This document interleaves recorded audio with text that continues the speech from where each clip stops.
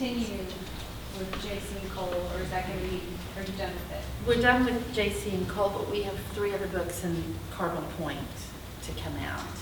That will continue in the town.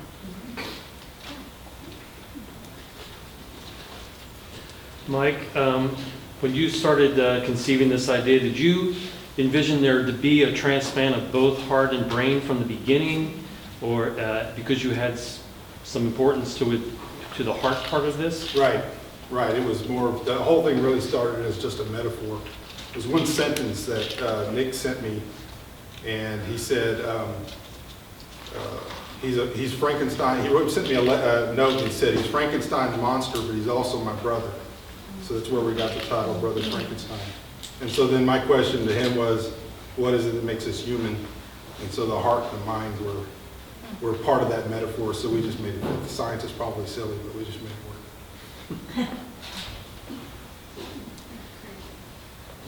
I have another question. I can't remember your first name. Steve.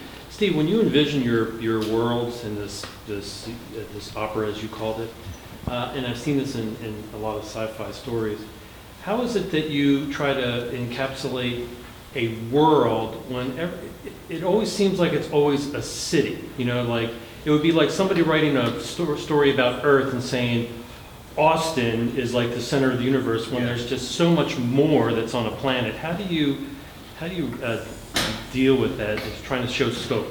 Yeah, in this case, it was a necessity because there's so few surviving humans that they're kept together. They no longer have a large world to spread out, you know. So it helped to focus it in one area. In that case, Where was the other colonies that you mentioned in your reading? There's another world that is jealously guarded by one of the other gods, and it's kept hidden from the other people in case, because they're constantly in fear they're going to be rediscovered by this invading alien race, and so they've kind of hidden themselves. So the people who requested to dock were from where? That was, as you'll see, I left it hanging there. Yes, but that's Following his question, though, it's like, if it was such a limited world, then we're talking about something they did not know was out there? that was actually a ruse Okay. to draw this god to this particular place. Right. Yeah, I'm And asking what- in world building realm, you know, where, you know. Yes, because it's there's not really in this. There's not really an entire galaxy filled with other races. There's Right. a few. As I put in the story, there's another race that helped humanity create these protector gods, and they were also enemies of this other invading race. So, there's that. But it's really, as it starts, kind of a limited universe. But I have a follow-up to this. It's a self-contained story. It's not a cliffhanger. But I have another book that goes into more depth. That's work in progress. Yeah. I have a question. So are all of you able to write full-time, or how do you find time to write if you have another job and families and that kind of thing? I'll go first. I have a full-time job, and so I wake up at 4:45 in the morning. I take my dog out, and I make coffee, and I write for an hour. I can hopefully usually get about 700 or 800 words in, and then I go to work. I try not to think about my book while I'm at work because they're paying me. Feel obligated to do my job. And then I come home, have dinner with my husband, walk the dog, and then I sit down for another couple of hours and I write. So my target is 1,500 words a day. I generally hit that. So sometimes I do more, and I generally write 7 days a week. So Wow. yeah. I just do all the things. So I don't write full time, but that's because I do fashion design and engineering for myself also. So my schedule is very, whatever I feel like doing, I do it. So like I have a schedule of what needs to get done in a given week, but the hours I spend on a day-to-day basis are very fluctuating.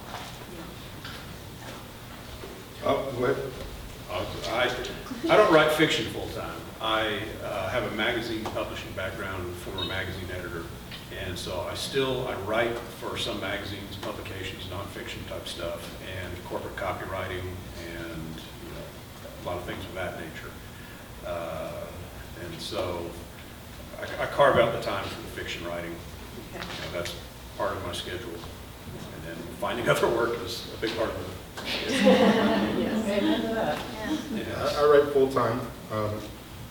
I also, we live in a plain community. We live totally off-grid. I have an office on our property that has solar power that I use for laptops and for charging phones and things like that. And so we produce a lot of what we eat and consume. So it's not like a full-time writer. We do a lot of other work too. Sure. But, Well, I have a question. And so if you live off grid, then all your research is done? in my office. It's almost Yeah, like two on the worlds. internet or in? No, well, it depends on the book, Library? Okay. but most of it is done on the internet.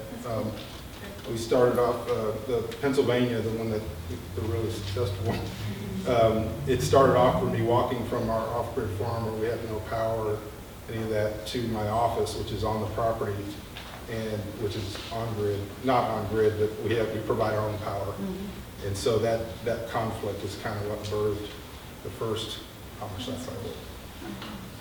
Which is as an option. Huh? Which is an option. Which sold an option to Hollywood in That's November. awesome. Wow. Good for Did you. you know that today and this month is National Autism Week and Month? I did not know that. I probably did, but I probably forgot it. I've been really, really surprised. There was a really nice guy named Bob Crosby in Florida who had two Amish sons, who were twins. And he basically walked me through this. So it was not all online. A lot of it was hours and hours and hours of conversations with him about, and then me sending him the book and saying, this is totally wrong. This is what would happen, and him sharing it with his own autism support group. So I've been told by a lot of people that have read the book that it's not as offensive as I was afraid it was going to be. I don't know if we can do any better than that because everybody's, Yeah. but a lot of people email me and say, oh, this is national.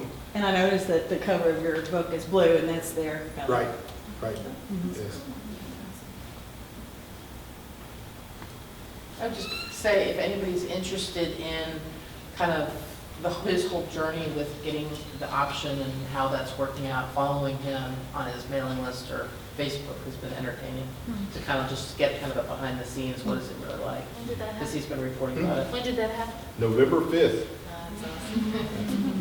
I'm actually writing the screenplay, which never happens either. Yeah, And so- They don't ever let you do that. No, and I expected her to say, no, we actually put it in the contract that I would at least get one shot at it. And she's like, of course. So it's a very strange experience, but it's been really fun. That's awesome. We think we have a Hallmark movie, so I'm just putting that out there. Yes. I hope so.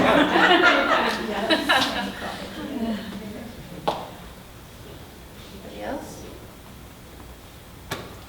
I wanted to ask you just real quick, is that a standalone book or is that part of a So series? it's a short story. It's called Okay. Assassin. Okay, I wrote it to be a standalone, okay. but it was also sort of like a pre-story to the story I thought was going to be the first story in the series. Right, okay. And then I discovered as I was trying to write that book that there were 3 books that came before that. So it like happens in the middle of the Intrigue series. In the first book I have Okay. postcards for it. Okay. So, yeah. Let's get your creepy beautiful.